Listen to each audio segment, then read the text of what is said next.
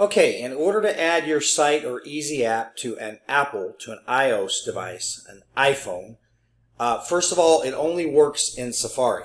So they have to be on the internet using this icon right here, which is Apple's native browser. It will not work on an Apple Chrome browser or Firefox or anything like that. So from Safari, when they go to your URL or scan the QR code or however they got there, the first time they go there, they're going to get a pop-up at the top that says Add Now right up here. When they click on Add Now, there's going to be another pop-out that's going to say on your iPhone, click on the share button. They call this the share button.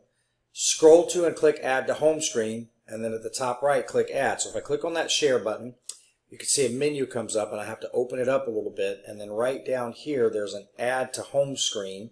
If I click Add, oops, that was a mistake, pardon me.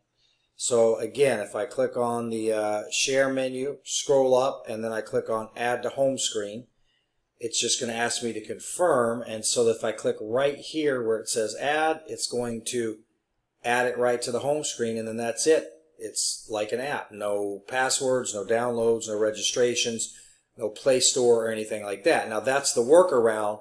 The customer has to do it manually by following the instructions to avoid having to have passwords and registrations and Play Store fees and all that good stuff.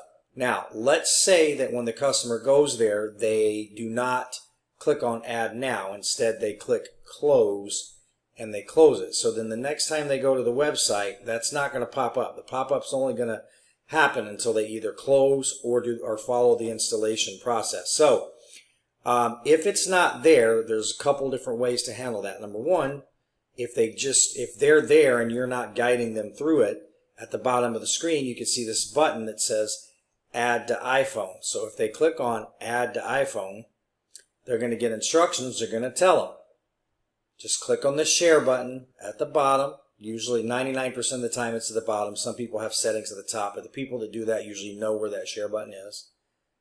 Find and click on Add to Home Screen, and in the menu that appears, choose Add. So back at the top right. So it explains to them, they get a pop-up that explains to them, they get a pop-up that explains to them what to do when they're on their iPhone.